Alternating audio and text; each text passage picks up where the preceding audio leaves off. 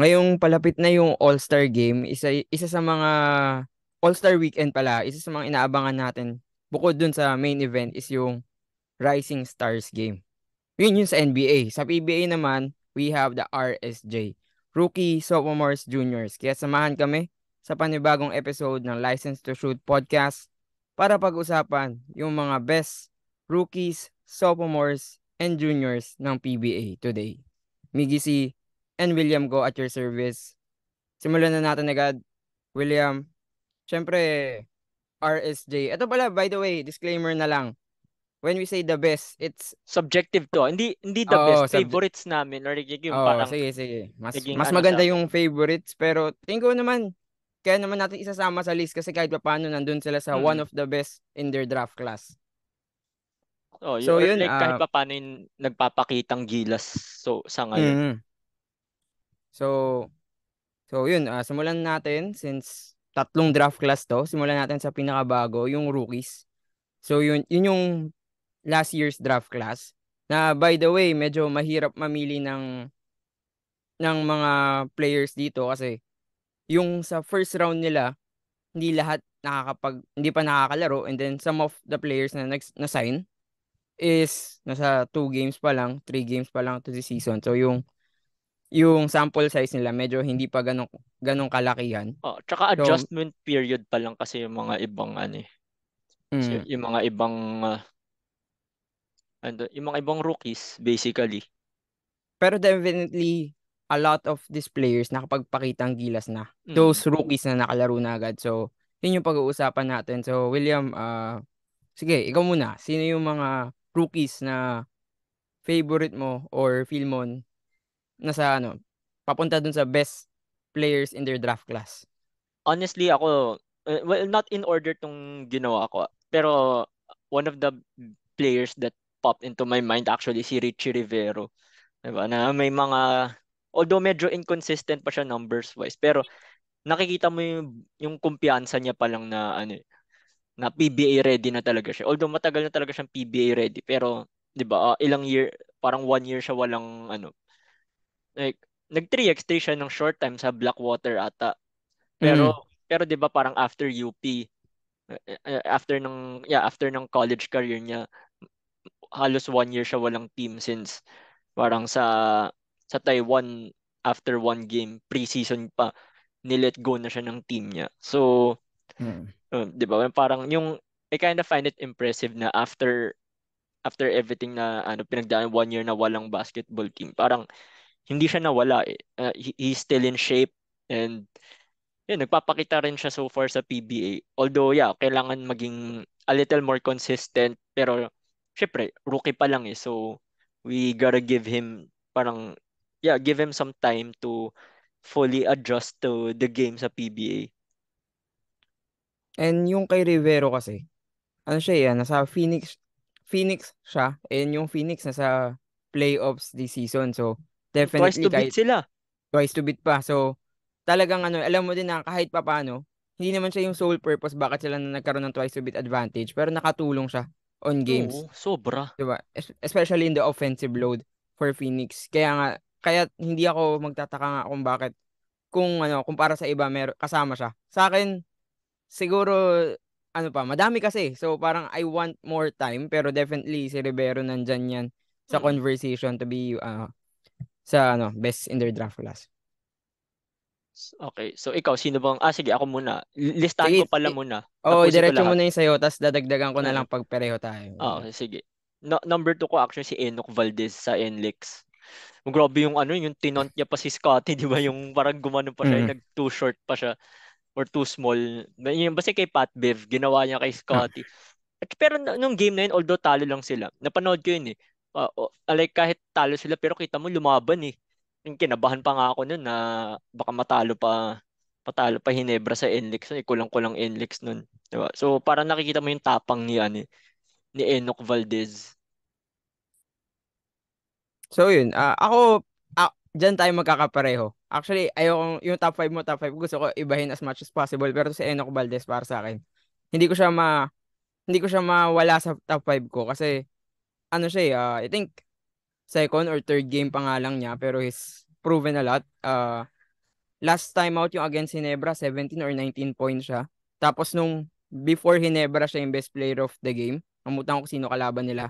Pero alam ko best player of the game siya. So definitely with a small sample size na nagpapakita ng gilas agad siya. And personally hindi ko inexpect coming from Enoch Valdez na magiging ganun agad siya in the PBA. Kasi tingin ko ano siya magiging role player muna siya on his first few games as a rookie. Pero talagang pinapakita niya for Coach Frankie and Enlex na kayang ano, kaya niyang maging superstar agad even na nasa second round siya pinili nun eh. And Mm. ano, wait lang, quick kwento lang din about Enoch Valdez. Eto si Enoch, actually ano, 'di ba nag-taunt nga siya kay Scotty nun. And then Oo. tinaunt mo yung number one, well, number one ng isang pinakasikat na PBA team. So after nung game, ang daming post about kay Oo. Enoch sa Mm. Ginebra. Pero yung magugustuhan mo, yung post parang medyo rini-ridicule yung pagtotont ni Enoch. Pero yung mga comments, even coming Oo. from the Barangay Ginebra, kino-comment nila na nakikita nila yung ano, yung potential ni Enoch Mm. Valdez. May mga iba nga nagsasabi, baka mamaya matrade sa Hinebra yan. So, ganun yung ano, parang kahit ayaw naman sabihin natin, pero feeling ko nag-benefit pa lalo si Enoch Valdez sa pag-taunt niya kay Oo. Scottie Thompson kasi nabigyan siya ng spotlight. Tsaka And kahit si hindi yung Scotty, mukhang maaano siya, parang hindi niya pa-personalin yun, parang mabibilib pa siya kay Enoch, 'di ba? And ano lang, siguro to last na lang din kay Enoch. Meron akong nakikita yung mga Abueva, tawag Ayun, doon, ayun din, yun din, comparison. yun din. Which Eh, is, hindi na ako magtataka kasi nga, hinuhulma din to ni Baby Beast dati. Kasama niya to sa LPU. So, nagkaabot pa pala sila. oo, tsaka parang napanood ko sa isang interview na nung pandemic daw sila yung magkasama ni CJ Perez mag-workout. So, talagang idol kuya niya talaga to. So, hindi na ako magtataka kung nandun siya sa beast lineage yung playstyle niya magiging similar dun sa mga like Abueva, Perez. So, hindi na ako magtataka for Valdez. And I think that's the reason din kung bakit natin sinama siya sa top 5 kasi nga with small sample size ay nagpapakitang gilas agad itong si Enoch Valdez. Pero yun, sino yung susunod mo na rookie na nagustuhan mo? Si Kim Aurin sa Token Text. 'Di ba? Nag-player of the week siya ngayon eh. Alam ko player of the week siya this Rookie of conference. Hindi, player of the week mismo, hindi rookie. 'Di ba? Parang siya yung first rookie since hindi ko na maalala. Nasa first conference niya, nag-player of the week na siya. So parang medyo shades of Mac Bello and Kiefer Ravena. Sila first week talaga nila mismo sa PBA. 'Di ba? Nag-rookie of the week na sila. So parang although a little late pero at least same na first conference si Kim Aurin, 'di ba na tsaka coming from ano siya eh, coming from 3x3 ng Hinebra. 'Di ba parang kasi parang 'di ba kung titignan mo yung Hinebra yung mga 3x3 nila pag nagpa-draft sa PBA 5-on-5 ano sila eh, parang may roster spot sila. Like hindi naman lahat pero kukuha from that team para like sa huli last year 'di ba nakuha nila si Jason David tsaka si Jason David lang over Encho Serrano, Joe Logo and sino nga isa pa? Sorry nakalimutan ko yung isa. actually, Basta hindi ko ano. maalala. Basta, tama, Oo. Serrano, David, tsaka Jologo yung naalala ko. Tapos may isa pa eh. And then sa huli naman 'di ba si Ralph ko ang kinuha nila Hmm. on aside from si ano tapos yung yun kasama si Kim Aurin sa team na hindi inabsorb sa 5-on-5 'di ba? Kaya nakita natin na sa talk and text nag-ano siya, nag-blossom siya. Nagbo-blossom siya so far. Like good start yung PBA career niya. At saka ano rin eh, parang nakatulong din sa kanya na umalis na siya ng Hinebra. I mean, not because of ano, like not because of anything else. Pero kasi 'di ba, alam naman natin si Coach Tim, which hindi ko naman kina-question. Obviously, nag 25-time champion siya dahil diyan na pagdating sa rookies, 'di ba, inaano niya, parang he doesn't really give heavy minutes to rookies. So, yun. So parang baka baka yun nga, baka ganun din mangyari kay Kim Orin if maghinebra siya. And yun, siguro ano lang to add. Oo nga, siya nga yung player of the week, Chineko. So, yun pa, and medyo, ano, parang rare pala yung ano, yung player of the week ka sa isang pag-rookie season ka. So, parang, Mm. feeling ko sa dami ng rookies na nagpapakitang gilas, dapat parang hindi rare yun. Pero anyway, si Aurin naman, ang nagustuhan ko kay Aurin is, ano may potential naman talaga to. So, nung napunta siya sa Token Text, I was happy na nabibigyan siya ng ano minutes sa token text. And now magiging reason nga din talaga kung bakit makakasama siya dun sa top 5 or like promising rookies is because naging best player siya sa isang team na stack yung yung guard spot or madami siyang kaposisyon eh. Pero at the same time, naging best player siya sa isang game na pinaka-crucial sa token text. So yung build nitong si Kim Orin, kakaiba din. I mean, obviously andyan yung like he definitely put in the work. Pero parang Mm, may naging factor din yung una-una yung pagkawala ni Mikey Williams. mm. Tapos, 'di ba injured si Jason Castro ngayon? Oh, yun Tama, din. tama. So parang kumaga na na parang kumaga magic bunot siya. Pero like initially, yun talaga ginawa sa kanya magic bunot. Pero eventually parang ang laki ng ang laki ng binunga ng pagsugal sa kanya ng token text. Kaya nakakabilib din. So yun, after Aurin, sino naman yung susunod mo? Si I think, Franyu definitely. Kasi maganda rin nilalaro niya sa Northport. 'Di ba Northport playoff team ngayon?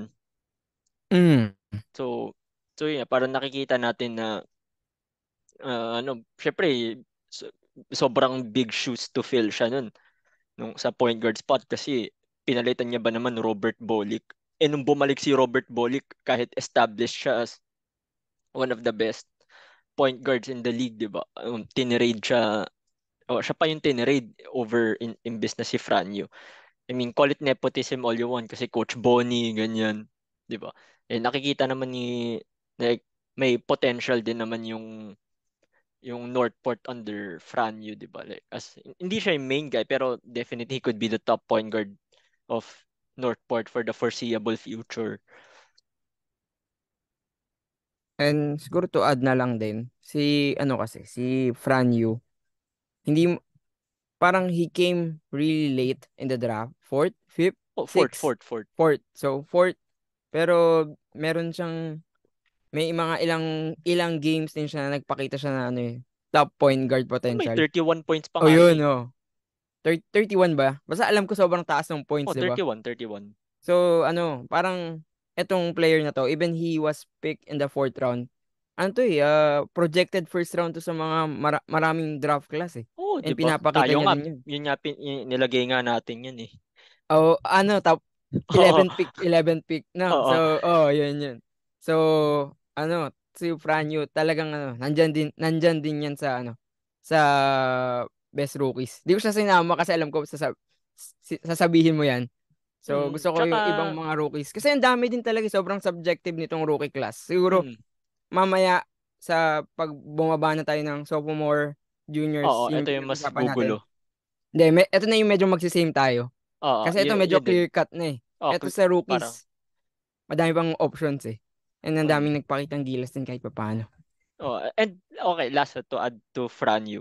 Sige lang. Malaking tulong din sa kanya yung yung parang medyo may yung rookie year niya, medyo may konting resemblance kay R.R. Pogoy na kung sino yung college coach niya pagka-draft niya, yun din ang nag-draft sa kanya sa PBA. Kasi 'di ba si R.R. Pogoy, Coach Nash. Tapos sakto nagpa-draft siya sa PBA. Yun din yung same off-season na naging head coach ng TNT si Coach Nash. Pero he didn't start pa nga nun. Alam ko si Coach Josh pa muna nag Mm. nag-call the shots nun kasi hindi pa siya tapos sa FEU nun. Parang hindi pa tapos yung season ng FEU. So, yun yung pagkakaalala ko, 'di ba? Tapos nag-Rookie of the Year si R.R. Pugoy. Although dito naman kasi iba yung syempre iba yung level of competition dito. Pero nakikita mo rin dito kay Franyo na yung coach na that made him one of the best players in college nung at least hindi at least during his time, 'di ba? Parang siya din yung magda-draft sa kanya sa PBA. Kaya kumbaga nakatulong yun sa development kasi 'di ba? Kasi syempre 'di ba pag rookies kunyari may dine-develop ka ng college coach mo. Pagdating mo sa pagdating mo sa PBA, iba naman yung ano mo, iba yung iba yung coach mo. So parang hindi naman siya back to zero pero iba naman yung matututunan mo from the new coach, 'di ba? Kaya parang yung development mo as a player parang may info overload ka na sabi ng gantong coach, ganito, sabi naman ng bago kong coach, ganito. So parang maghahalo-halo lahat eh. Unlike dito, so syempre Coach Bonnie, siya yung nag-alaga sa kanya in college. So tutuloy lang sa pro. So kahit papaano may continuity. Ayun, continuity was the right term. May continuity sa pag-develop kay Fran. And actually, tama yung continuity na sinabi mo. Kasi nga, ano eh, different league to, different players yung mga kalaban niya. So, with the right mentor na alam kung paano i-utilize si Franyu, mas lalong malalabas yung potential ng multi-champion the night, 'di ba? Oo, at saka So, si Coach Bonnie rin kasi, ano rin siya eh. So parang, sige, iba yung NCAA to PBA. Pero GM siya ng Northport bago naging head coach eh. mm, So parang kahit papano, familiar siya sa PBA scene. so yun, after Franyu, sino yung last pick mo na rookie? Tas by the way, wait lang. Off lang ng camera 10 seconds pero tuloy mo lang. Sige, go lang, go lang. Si, si Keith Datu. Si Keith Datu yung top, yung isa sa impressive din sa akin. Kasi, I mean, Coach Yeng, ano talaga yan eh. Parang binibigyan ni Coach Yeng ng ano yun, ng kumpiyansa yun. Tapos 'di ba parang sabi nga niya, nag-alay na sila ng manok. I mean, alam naman natin na joke lang yun, okay? Sa mga magagalit sa atin na sineryoso natin. Obviously joke lang naman yun eh. Pero 'di ba, nakita natin na parang na for Coach Yang to say those things vina-value niya na or like tingin niya malaki yung value ni Keith Dato sa team.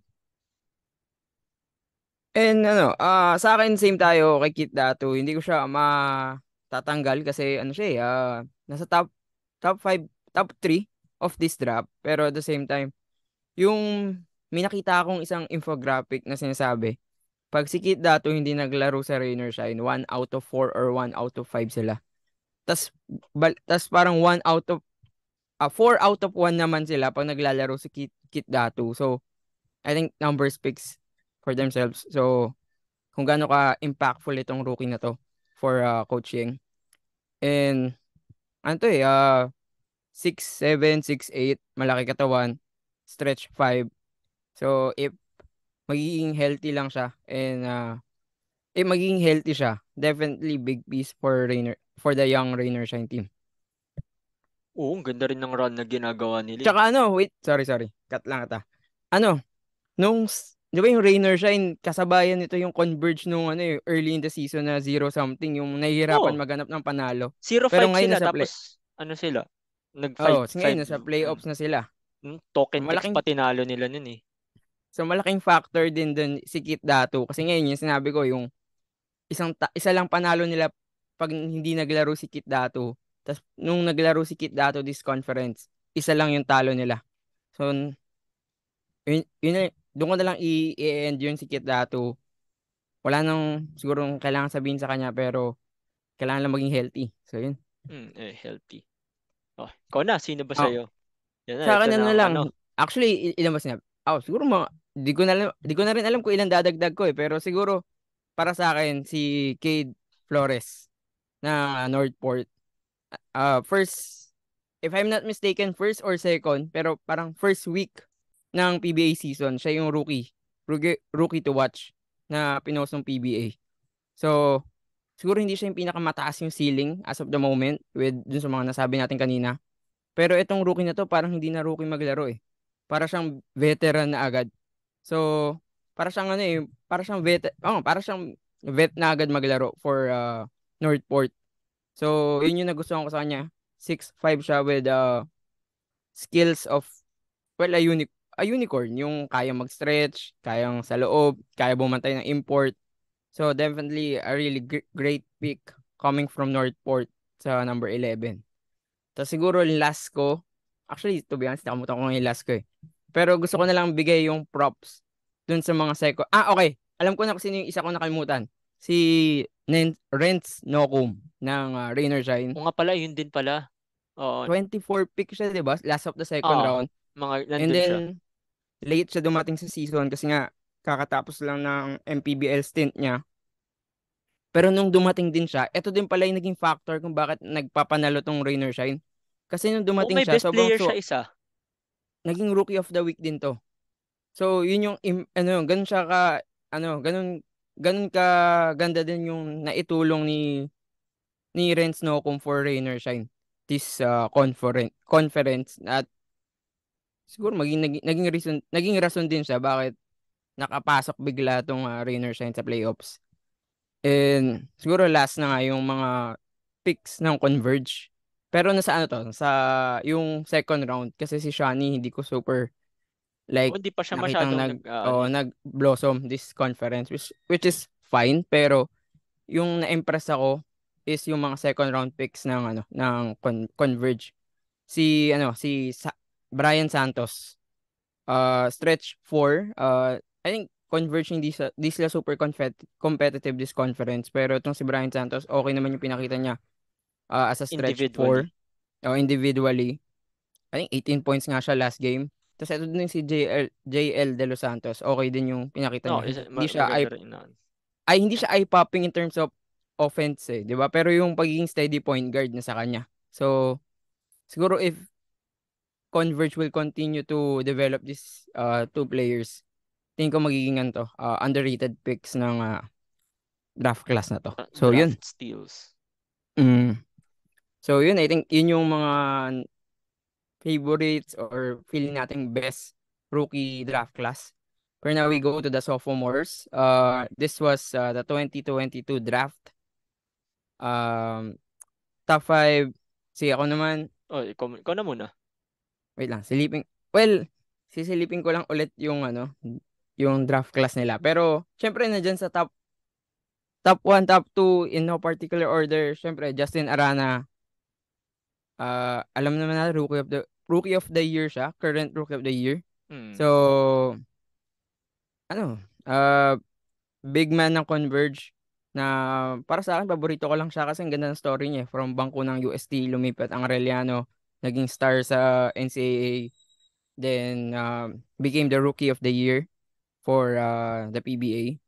So, Ano, laking achievement. laking bagay, laging factor din na nasa coaching staff nila si Danny Ay. Oh, Kahit isa pa kahit nga yun, eh. si Junmar pa nga mismo nagsabi sa kanya na makinig lang siya kay Coach Danny. Malayo mararating yun sa PBA. Oh, and yun nga, yung sinabi mo, maganda na yung ginawa niya from his college stint, pero now in the PBA, parang mas mataas yung ini-expect ko sa kanya kasi nga, former MVP din yung nagiging mentor niya with Danny Ai.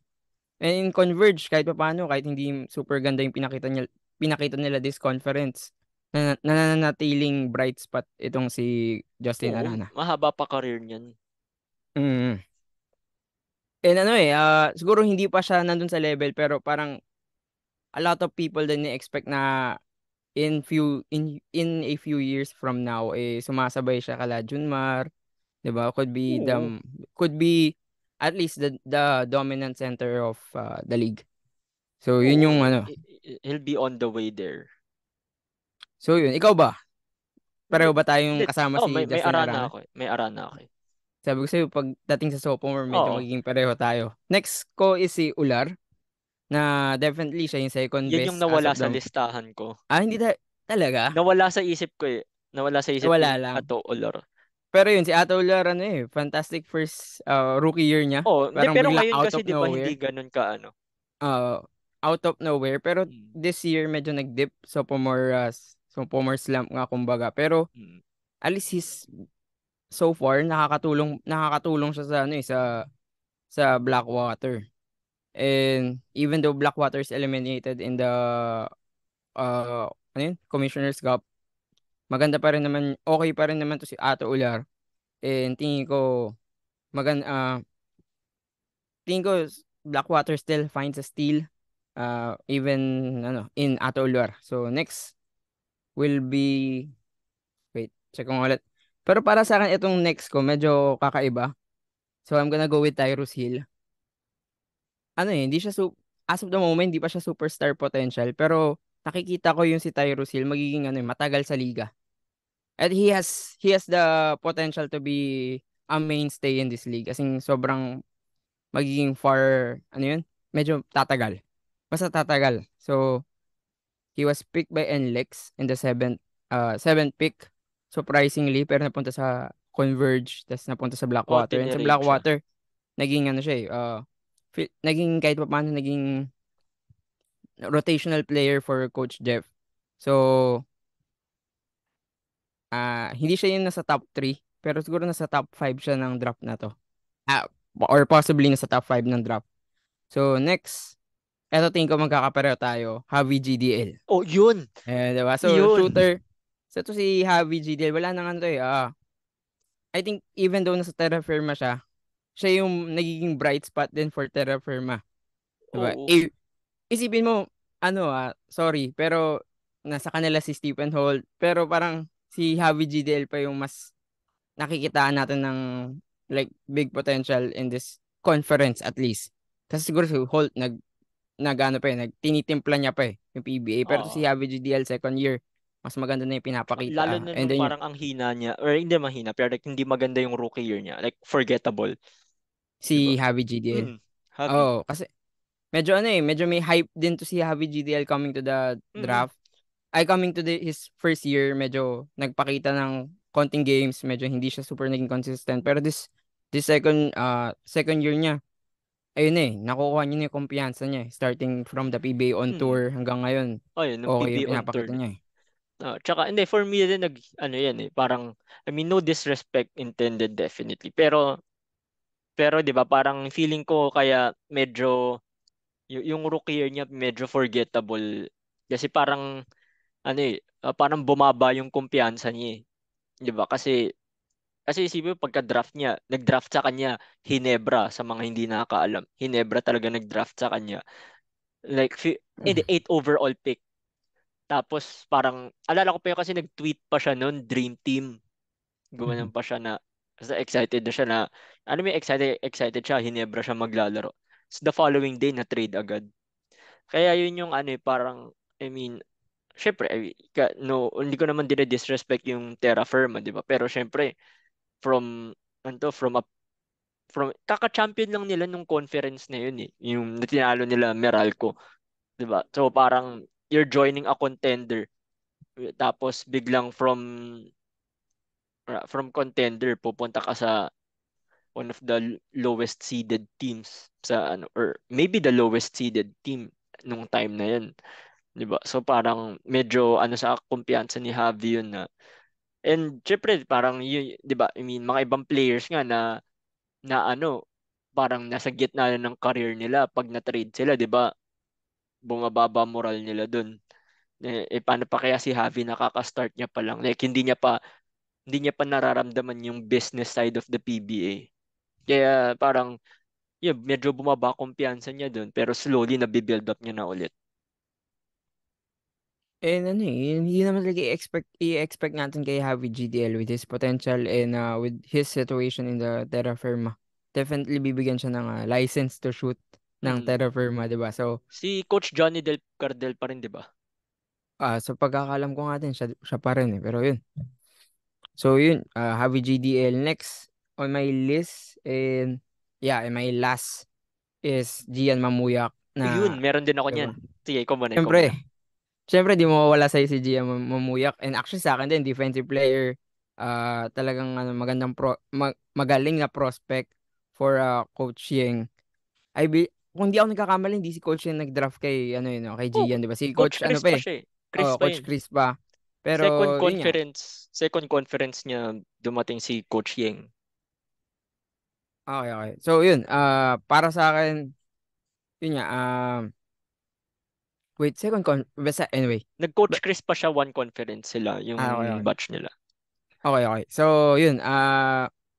Para sa akin si Gian Mamuya kasi, two-way player na mataas yung potential in terms of, I think ito yung fifth pick.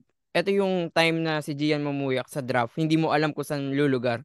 Pwede siya nasa 10, Gulat nga ako na pwede siya nasa 50. 5, 'di ba? So, and ano and in his second year napapakita niya with Rainer Shine na he's gonna be a really good uh, young piece for them. Siguro nga core sa future ng Rainer Shine. And ano siya I think maganda yung ginawa niya rookie year. Second year, I think okay din naman. Pero yun nga. Pero sa akin yung Gian Mamuyak hindi mo din talaga hindi yung potential niya as of hanggang ngayon hindi mo pa rin mapagkakaila na kailangan isama sa sophomore class na one of the best. And to add din kay Mamu, no, he started kasi as, parang nung college career niya, obviously he was under a system and ano siya, off the bench siya. He doesn't even, like hindi siya nagsa-start. Parang, tapos hindi siya yung tipong binibigyan ng malaking role kasi para sa Ateneo, hindi naman ganun talaga. Like, hindi ganun pinapatakbo ni Coach Tab eh. Pero looking at it, no, 'di ba si Mamu parang ano pa siya, ano ba sabihin to? Nakita mo na pagka-draft sa kanya or binigyan agad siya. Alam ko second game niya pa lang starting five na siya. Oh, second game niya nandun ako live, Hinebra kalaban. Yun, Yun yung nagulat ako. yun yung may highlight play siya na steal, Oh, block, steal tapos basta block. yung Hindi. from Block muna, tapos steal, tapos fast break. Siya din fast break ah nun. Diba? Nasupalpan niya si Pringle. Alala ko yung kasi pinost ko yung story na yun kasi nakita ko sarili ko sa crowd. Like, naghagip ako ah ng camera tapos tinuro ko na, uy, ako yun. So, anyway, yun nga yung yun yung kay Mamu na nakita natin yung na parang hindi tayo sure sa potential niya. I mean, alam natin magaling siya pero 'di ba na how would it be if how would he square off like without a coach tab system, 'di ba? I mean, lagi sa atin eh yun pag ano. I mean, alam naman natin magaling pero since yun, 'di ba, parang nagtatribe sila within coach tab system. So parang kahit alam naman natin na magaling sila, pero may small question mark tayo na paano kaya paano to or yeah, paano siya magsa-square off pag PBA na yung kalaban.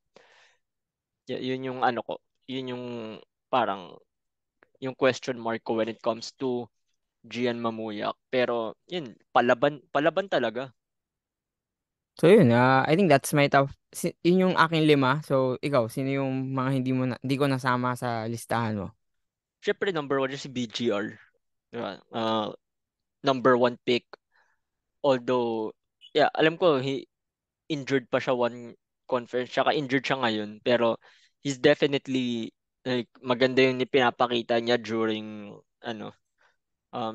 his stint or like pag nakakalaro siya. And last ko is Tyler Tio. Mm. Top point guard agad for Phoenix. Pala, yun isa rin, nagulat din ako noon na first game niya sa PBA, starting five agad siya, San Miguel pa kalaban. Diba? And ano siya noon, nag five straight threes siya. Basta ano to, naging super shooter to si Tyler Teo bigla Hmm. out of Oh, college. totoo. Nag-lead pa nga siya ng 3-point percentage ata. Basta nagka-point na siya yung leading sa 3-point percentage. And to think, hindi naman siya yung isa, dalawang tres lang kada laro eh. Like, he takes a lot of threes most of the time. And yun, maganda rin nilalaro niya. So, definitely, maganda yung pinapakita ni Tyler. And I think that's yung sophomore. Tingin ko sa sophomore, medyo nagkakaroon na tayo ng idea na lumilit na yung parang Oo. range ng selection. Kasi Kasi mas nakikita na matagal na natin. silang nating nakita eh. So, unlike yung rookies, iba-iba yung pili natin dito Hmm, sa medyo adjustment. medyo mas nagiging same na yung ating listahan. So, let's go to the juniors, Juniors. which is definitely dito tayo mas maraming Oo. magkakapareho tayo. Ito lang Sige, yung ikaw. draft. Ito lang yung draft na sa Zoom nangyari. Oo. Tama, tama, tama. Sa, Sa Zoom. ikaw na, ikaw na ikaw mauna dun sa, ano mo, sa mga nalistahan mo dyan. Siyempre, ako number one ko personally ko, subjective naman na to. So, number one Oo. ko is si Calvin Oftana.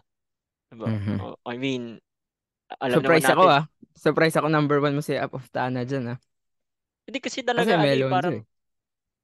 hindi, pero kasi si Oftana, mas believe talaga ako kay Mm. Oftana ever since eh. Na parang, grabe si Oftana eh, na nakikita natin from NLEX pa lang. Kaya nga nasad ako yun yan, nasad ako na trade siya nun sa TNT kasi ang ganda ng nangyayari sa NLEX nun eh. Kahit yung ano ko, yung best friend ko, yung best friend ko kasi token text fan siya. As in like, lagi kami Mm. nag-aasara nun ng Hinebra TNT. Tapos yun, no, parang kahit napunta na sa TNT si Oftana, medyo parang hindi siya sobrang natuwa kasi parang ano eh, ang ganda ng binubuo ni Coach Yeng sa NLEX nung time na yun eh. Kaya yun yung Oftana. Yun yung nakakasad with Calvin Oftana. And now, siya na yung parang siya na nga yung main guy ngayon sa TNT eh, 'di ba? No, tapos yun din nung Asian Games si Boss Al Francis, siya yung pinaka natuwa siya kay Oftana nun. Sinasabi niya na, oh, magaling yung Oftana, ganyan. Like sa mga interviews, yung players that impressed him the most, pinaka-mention niya si Oftana. So, ayun, 'di ba? So parang nakita natin na magaling talaga si Calvin. Okay. Number two ko, ito si Jamie Malonzo. Teka. Ay, Ako ako nga pala, next. sorry. Pareho tayo kay Aptana eh. Nga pala, may Tingin ko Oftana dito, nga. tingin ko hindi tayo magkakaiba dito. Pero yung kay Oftana lang, sabi mo nga nalungkot ka na nalipat sa TNT. Actually, lahat din naman with the potential that yung napapakita niya sa NLEX. Diba, parang franchise player agad. Then Mm-mm. mapupunta siya sa token text na may mga baka Loaded hindi pa hindi sila nung time na low yun. o loaded tapos hindi mo alam kung paano siya magfe-fit dun sa token text team. I mean, wala tayong duda sa talent niya, pero yung kung paano siya masisiksik dun sa rotation, dun tayo natatakot kasi baka tawag dun mahinto yung growth niya. Pero guess what? 1 year after, siya na yung best player ng token text, di ba? Or best Mm. local player. And siguro medyo hot take na rin. Medyo maaga pa lang hot take na. Pero nung draft class nila, sinasabi na top local player si Oftana. Tingin ko, baka nga siya yung top 1 dito sa draft class na to eh. Like, aside from all Oo. the Philams, di ba, top 1 agad. So, Mm. ganun ka lakas itong si Oftana and medyo ano na lang din, medyo lilis ako ng konti. Parang gusto ko makita yung Oftana Bolic tandem sa token text. So, yun lang na Wala pang ano. Hindi, sinasabi ko lang Oo. wishlist ko lang as a fan, Mm. as a fan. Hindi ako token text fan pero parang ang ganda ding tandem nun. Oo, kasi Oh, ano eh, 'di ba nung bangko pa si Oftana nun, 'di ba ah, nung Bolik days sa ah, Beda. pero yun, balik tayo sa realidad ng buhay and yung pinag-uusapan natin, which is the juniors class. So, yun yung sa akin kay Oftana. Sobrang ganda ng pinakita niya agad from NLEX to Token Text and now sinasabi nga din siya yung magiging future Gilas wing natin. So if wala tayong kasiguro doon depende sa magiging coach kung paano kung ano gagawin niya pero si Oftana definitely magiging Oo, Oftana, ano. big time wing ng PBA to. So yun. Ikaw na balik ka doon sa sinabi mo which is si Jamie Malonzo. Jamie Malonzo. Siyempre, Animal Lasal. Hindi, pero, Tinataas mo yan, hindi naman siya kasama oh, doon sa wala siya joke dyan. lang. Hindi, kasama siya Kasama sa siya sa crowd. crowd. Oo. Hindi, pero yun nga, si Calvin Oftana kasi, ano siya, Calvin Oftana, si Malonzo, di ba, or syempre, number two siya, tapos di ba, na-trade agad sa Ginebra after 1 season. Oh, rookie year niya, Northport pa siya. Eh, yung isa din do kay Malonzo is parang dito lumabas na may outside shooting pala siya. Kasi, di ba parang nung nasa Lasal siya, nung only year niya sa Lasal, ang tingin lang natin kay Malonzo, high flyer, ganyan. Parang hindi pa siya yung tipong shooter. Talaga 'di ba? ba? Ako hindi eh. Hindi, pero yun ang pagkakakilala sa kanya eh. Tapos biglang dito, nakakailang 3 points, nakakailang threes siya per game sa sa Hinebra. Tapos 'di ba, meron pa nga siyang big threes sa nung game 7 against Bay Area, and he had a case had a case for finals MVP nung championship against Bay Area, kasi 'di ba parang siya nun eh, nung game 7 20 points, 17 rebounds, which nagulat ako Mamaw. dun ah. Nagulat ako dun nung pagkano, kasi siya best player 'di ba, tapos nilabas yung stat line niya, yung 20 points, hindi ako masyadong nagulat kasi parang Kaya niya yun naman eh. eh. Oo. Oo. Tsaka ang dami niyang ginawa nung game na yun, pinanood. Pero 17 rebounds, dun ako nagulat. Ako kay Malonzo, actually, iba, anuin ko lang yung yung narrative na high flyer lang siya pagdating nung pagtapak sa PBA. Ano eh, para sa akin kasi one and done to sa Malonzo, 2019 siya naglaro sa UAAP. So, scorer to, three level scorer para sa akin to eh. Siyempre yung dunks niya, yun yung highlight. Pero yung mga tres niya, yun din yung maganda yung kamay ni Malonzo nung Mm. DLSU. Nung Hindi lang dumating siya, kasing consistent compared now. oh, He tingin had it nung consist. time. Baka naman he had it that time na. Pero Ano ngayon, siya, ngayon para pa siyang lang Paul talaga George, para lumalabas. din siyang Paul George ng DLSU para sa akin. So, kasi may shooting talaga siya sa DLSU. Hindi super consistent kasi madami siyang binabato na tres. Pero maganda yung kamay niya nung DLSU days niya. Nung rookie year niya sa Northport, doon nawala yung touch, yung parang hindi parang doon ko siya nakita na parang nagiging slasher, Mm. dunker, high flyer na lang. Pero nung pagdating niya sa Hinebra, parang biglang bumalik yung shooting niya. So sabi ko, ito yung Malonzo na nakilala ko nung DLSU days. So, sobrang ganda yun now. Dalawang champ, ay, isa, Isa pa isa, lang, isa isa. pa lang. Isa pa lang. And, syempre, feeling ko with the talent that Malonzo has and the team that he's currently playing with and with the coach na currently na kasama niya, marami pang success. Itong si Malonzo at yung Hinebra. So, okay. So, next ko, well, ngayon, ang ganda din ng nilalaro ngayon. Diba, may, yung against Hinebra, naka 32 points ata siya nun, kaso talo nga lang. Pero may Mm. maganda na siya nilaro eh. Si Andre Karakot, Mhm. Animo Lasal Correct. din yan. Di ba? Hindi alam kong subjective to, pero hindi to yung bias na dahil Lasal. Pero maganda naman talaga nilalaro ni Karakot ngayon, di ba? And isa siya sa masasabi natin na products ni Coach Yeng, di ba? Kasi si Karakot, twinner yan dati. Parang shooting guard talaga siya, pero pang point guard yung height niya. Mm. So he had to adjust dito sa PBA, and binibigay talaga ni coaching yung kumpiyansa eh, na sige go. I mean, alam naman natin si Coach Yang, basta he sees potential in you, he would give you all the chance, all the confidence. And yun nga, yun din yung parang masasabi natin na sinuklian ni Karakot lahat ng tiwala ni Coach Yang sa kanya. Sa akin si Karakot second round to nung 2021. Forgot kung Last pa anong nga siya, last pick siya nung second round. last ba? Hindi, parang 17, 16 pick lang siya eh. Basta ganun. Basta sa Oh, dulo siya ng second round. bottom. Yun yung Oh. pagkakaalala ko. And medyo nagkaroon pa nga ako ng doubts nung nung parang, nung nagpalit na ng coach. Kasi kay Coach Chris, madami siyang minutes eh. 'Di ba? So Mm. nung kay Coach Yung, sabi ko baka mag-dip to. Kasi baka magkaroon ng like different system, baka hindi siya okay kay Coach Yung. Pero yun yan, he proved me wrong. And ngayon, point guard, maybe the number one point guard for Rainer Shine. Gusto ko kay Karakot is yung yung swabe, yung hindi siya, parang meron siyang potential na to be a super steady guard. Not maybe the highest, like yung sobrang taas ng ceiling, pero yung ceiling niya, so, Nawala ka. uh, oh, ito, bumalik na, no? Tama ba? Okay na audio mo.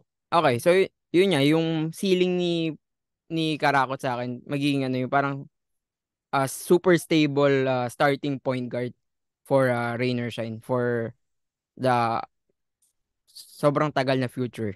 So yun sa akin. And then yun.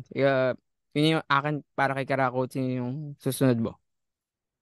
Alam kong wala na siya sa PBA ngayon, pero we have to commend what he did. Obviously, siya yung parang after years na puro SM siyang nagcha-champion, 'di ba? Siya yung nag-end nun na ayun, may champion, dalawang champion sa TNT. Si Mikey Williams. I mean, Mhm. obviously ay parang hindi maganda, ang daming drama na dinadala ni Mikey Williams. 'Di ba? Lalo na nung sa strong group. Pero hindi natin ma-discount yung nagawa ni Mikey Williams dito sa PBA. Especially, lalo na sa TNT kasi obviously doon siya Mhm. naglaro eh. So parang, ayun nga, di ba, parang napa-champion niya. Yung matindi nun, first conference pa lang, champion agad. Tapos nung isa naman, di ba, parang may cheat code, may pagka-cheat code yan si Mikey Williams eh. Kasi masyado siyang magaling. Di ba, parang world-class talent talaga si Mikey. Hindi lang siya makapaglaro sa Gilas dahil parang he wasn't able to Yung obtain passport. yung passport niya before the age of 16. So parang from there nakikita natin na parang, pero kung may, 'di ba, kung eligible siya to play as a local for Gilas, kukunin talaga 'yan. Kukunin at kukunin 'yan. So parang we just can't deny the what Mikey Williams has done. Yun na lang masabi ko. Kasi kilala naman nating lahat kung sino si Mikey Williams. Mm.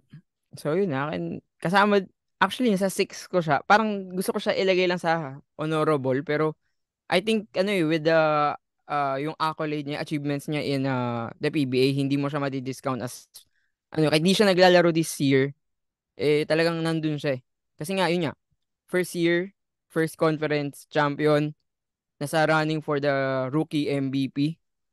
Running Oh, ng MVP, rookie running. of the year siya. So ano yun, rare rare circumstance na magkakaroon ng rookie Isang MVP beses nga lang nangyari. kay Benji Paras, 'di ba? Hmm. O yun. So si Williams nandun din siya sa conversation na yun. Obviously hindi siya naging MVP, pero yung fact na yung rookie lalaban sa MVP, lalaban para maging MVP is something super rare, 'di ba? So yun yung talaga nakakabilib kay Mikey Williams. And yun lang, to add na lang din, may kwento ko kay Mikey Williams. Coming to the draft. Parang, anto naglaro to sa MPBL sa, Oh, Bicol ata. hindi, Ay, di, Gensan, Jensen, Gensan. Jensen. So, mahilig ako manood ng MPBL that year nung naglalaro pa si Mikey Williams doon. So, coming to the draft, hindi ako super high kay Williams. Kasi nga nakita ko siya sa MPBL. Pero may mga naririnig ako na parang sa MPBL daw, nakatago. Kumbaga yung laro niya, naka-incubator lang. Yung parang nagpapapahawis lang siya. Tinatago niya ganun. Oo, tinatago. So pagdating sa PBA, doon mo nga talaga masasabi na parang tinago nga yung Kumbaga medyo may restriction pa yung laruan niya doon sa MPBL. Pagdating sa PBA, sobrang nag-wild eh. Tama ka nga na cheat code si Mikey Williams. And with all the drama na nakikita na kay Mikey Williams ngayon, syempre we still want to see him to play kasi yung skills niya sobrang sobrang galing. Pero yun nga, the last thing we could say kay Mikey Williams is sana matapos na yung drama para makita ulit natin Hmm. siya as a fan of basketball dito sa PBA. Oo. Tsaka, I mean, mahirap din naman hindi maging fan ni Mikey Williams. Like, basketball-wise, I mean, obviously, yung, unprofessional, totoo yun. Pero, like, basketball-wise, talent-wise, ibang Oo. level yung talent ni Mikey Williams. Like, ako, nanonood lang naman, honestly, nanonood ako ng PBA games live kapag Hinebre. Pero, may isang, game nila, against Terra Firma yun eh. So, parang, bumili pa rin ako ticket, nanood ako para gusto ko lang makita live si Mikey Williams eh. So yun, wait lang, Mikey Williams, fourth mo pa lang yun, no? So may last ka pa Last, sa rookie. And sino yun? oh, taga Lasal din, si Santillan, di ba? Tama. Pareho tayo. Ang ganda rin ng ginagawa ni Santillan eh. Especially nung rookie year niya. Meron pa nga siya, di ba? Siya yung yung sa bubble, 34 ata. Tapos Di ko, walang mintis na tres, wild. di ba? Oh, Di ko, tapos actually, di ko pwede, maalala yun, pero yun, sige oh, ko lang. pwede siya di ba? I mean, obviously stretch big siya ngayon, pero given na may size na sila in Keith Datu, tapos sino yung injured nila na Villegas. Ayun si Luis Villegas.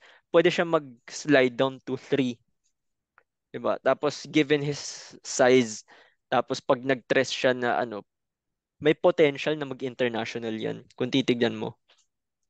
Siguro kung maging wing, Oh, 'di ba? kung maging ano, Hindi, kung wing maging naman na tres. talaga siya eh. Oo, 'Di ba? Pero yung kulang lang kasi sa size ang rain or shine. Pero now na meron na, baka kaya niya mag-tres tapos pwedeng like international potential 'yan. definitely. Yung ito, kaya ako sinama din si Santillan. Kasi hanggang ngayon, ang tinatawag pa rin sa kanya parang ano yung core ng Rainer siya yung napakalaking potential. And third year na siya. So grabe yung ano, yung ano, yung pinapakita kasi ni Santillan every season. Paganda ng paganda. Hindi siya super laki, pero paganda ng paganda every season na naglalaro siya sa PBA. And tama ka na, sana makita natin siya sa Gilas. Well, he played already for the national team if I'm not mistaken Kailan? sa ay, wait, di pala national team yun. 3x3 Pero lang. 3x3, oo. Yung He, chooks to go. nare-represent niya na yung ano, country Oo. in some way sa 3x3. And tingin ko nga, with his experience nun, baka nga, pwede nga siya ma-convert into a small forward. Kasi alam naman Mm. natin sa 3x3, mas yung skills na i-improve talaga doon. Mm. So, dito naman, kaya siya kasama talaga, it's because of yung tenacity niya, yung skills niya in the offensive end. Ito si Santi, ano to pag nakikita ko to sa, hindi ko alam, pero pag nanonood ako ng Rain or Shine, parati siya nagiging 3-point shooter. Eh, hindi naman Oo. 3-point shooter kilala natin dito, di ba? One hand, ano to Oh, yung 100 niya, yung field ginagawa drop niya sa Lasal. specialist to Oo. Signature niya yun di ba? So, yung patuloy na pag-expand ng development niya sa player, yun yung rason kung bakit siya nandito sa ating kung bakit siya nagiging kasama sa best player sa class niya. And siguro, kailangan na lang siguro maging ano, madagdag yung defensive tenacity ni Santillan. Yun, And yun tingin din ang ko, improve. magiging ano siya, super, super saya na yan si Mm. Santi. Well, So, ako rin kasi, sige, to add to it lang. No. Si Santi kasi, yung nakita ko rin kay Santi na parang he has the luxury to focus on improvement. Kasi, I mean, aminin man natin no, hindi, as much as we love rain or shine, di ba? Hindi sila contender eh. Di ba? Kahit maganda nilalaro na. So parang he has the luxury to focus on no, to focus on the long-term development. Kasi kunyari, o 'di ba, pag napunta ka sa kunyari rookie ka, tapos napunta ka sa contending team. Eh syempre win now mode yung iniisip nila eh. So baka ma-derail yung development mo kasi syempre mababangko ka yun ang una mababangko ka since accommodate mo yung mm, big pieces nila to contend, 'di ba? So parang doon pa lang nakita mo na baka parang parang doon pa lang makikita mo na baka hindi mabigyan ng magandang opportunity. Unlike dito sa Rain or Shine who's syempre obviously lahat yan or yun nga majority sa kanila puro bata eh. Ang vets nga lang ata nila is Nambatak, Belga, James Yap, and Gabe Norwood. 'Di ba? Boroboran. Ayun, Mark Borboran din pala. Pero 'di ba, yun nga sila lang. The rest puro bata eh. So parang Mm. since yun nga na parang si Coach Yeng, yun na yung binibuild up niya. 'Di ba? So for now, 'di ba, kahit si Coach Yeng, I mean, he wants to win a chip. Pero sa ngayon, realistically speaking, sa team niya, biggest focus niya talaga is player development eh. Ba, and yun din malaking bagay din sa kanya Coach Yeng, 'di ba? Yun yung gusto ni Coach Yeng, yung mga stretch ano yung mga kaya tumira sa labas. And yun talaga may license to shoot ka talaga as much as you want. They keep on shooting basta libre ka, tira mo kahit masama yung shooting mo that night, 'di ba? Tumira ka lang ng tumira. So, kahit papaano hindi mawawala ang kumpiyansa ni Santillan hanggang may Coach Yeng sa tabi niya. So, yun, I think that's yung top 5 natin sa ano. Tingin ko pareho tayo, pero siguro sisingit ko lang, mabilisan lang. Honorable mention ko. And kasi nga, siguro, isa to talaga sa paborito ko sa draft class na yan, si Alex Stockton. Which Oh, is yun nga din pala. Converge, di ba? Tingin ko, yung lima na sinabi natin, mahirap pumasok si Stockton dun sa limang yun. Pero Mm. honorable mention, kasi nga, ano siya point guard, tall guard na that could play point. At the same time, ganda ng defensive ability ni Stockton. Nag-improve yung offense niya. Tapos improve offense pa. So, Kasi 'di ba, wait lang. Sorry, time out, sige sorry. lang. Yung kay Stockton, 'di ba, parang nung nasa FEU siya, ang kilala lang sa kanya yung dirty player eh. 'Di ba? Aminin Tsaka, man natin, hindi, yun lang tsaka yung yung ano, apelido niya. Kasi ang oh, yun ganda nga. ng apelido. Oh, yeah, Yun lang. Stockton. Pero parang mas yun lang yung pagkakakilala sa kanya, was the dirty player. And May isa pa. Kasi paborito ko dito coming from FU. Top shot maker. Yung mga kung ano-anong binabali niya lang yung tira niya. oh, yun nga. Eh, yung Parang tatlong lang yun. hindi ganun kaano yung offensive game niya nung FEU. Although, hindi rin ano, baka pwede rin natin sabihin na andyan na yun, pero given the number of offensive players sa FEU nung time niya, such as, ko nakaabot pa sa inyo Arvin Tolentino, Mm. may, pati si LJ Gonzalez ata nakaabot niya pa eh. Oo. Tapos, si ano pa, sino yun? Si Cyrus Torres ba yun? Oo, tama. Nag-abot Ayun din din. sila. Cyrus Torres, tapos, basta yung mga yun, di ba? Hubert Cunningham, nag-abot pa sila eh. Oo, nag-abot. So, doon pa lang makikita natin na malalim yung offensive firepower niya. Kaya, he focuses on defense lang. Pero dito, nung sa PBA, nung ano, binigyan siya ng much bigger role na nakakapag-deliver si Stockton. Oo, and yun nga. Kaya ko din siya talagang tinututukan dito sa PBA. Kasi nga, ano yun eh. Defensive player. Role player lang yan ng college. Pero sa PBA, may konting potential to be something may potential to be something special in this league. Hindi siguro kasing special nung lima na nabanggit natin pero Alex Stockton with the continuous development could be siguro all-star someday or definitely a big piece for Converge in the future. So yun siguro wrap up na lang this episode. Isa sa mga napansin ko tong RSJ natin, yung rain or shine, panalong panalo sa picks. Kasi Oo, kada class na sinabi natin, meron tayong stand out galing dun sa mga players nila.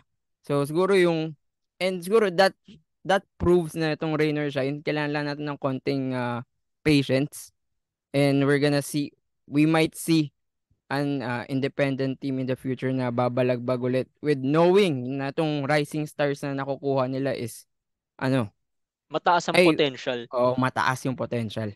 So Mm. siguro yun yung pang wrap up ko kasi yun yung na-realize ko this episode eh. Sobrang ganda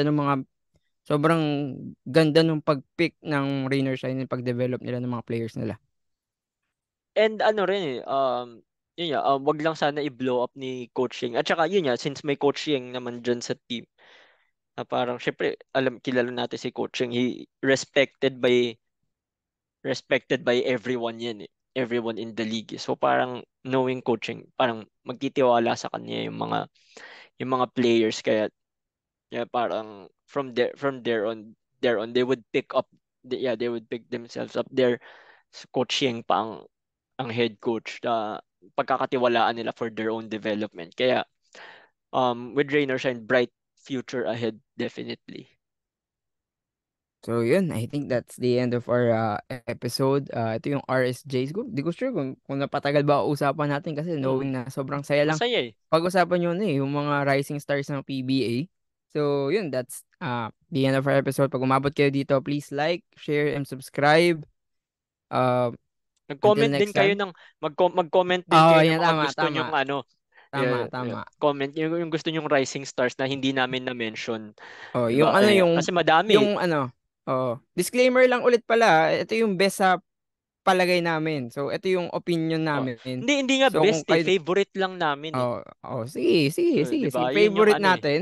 Oh, sige, favorite So, 'di natin. ba? And kung kayo may favorite kayo na hindi namin nasama, comment Oo. down below din. Yun. Malay Yun. mo na lagtawan lang namin or Mm. dahil sa comment nyo, ma-realize namin na sobrang special Oh, din. they have their case. Oh, they have their case. So, yun, So parang, oh yeah, for Wilmin, my name is William, and until then, take it easy, stay safe, have fun. Let's go!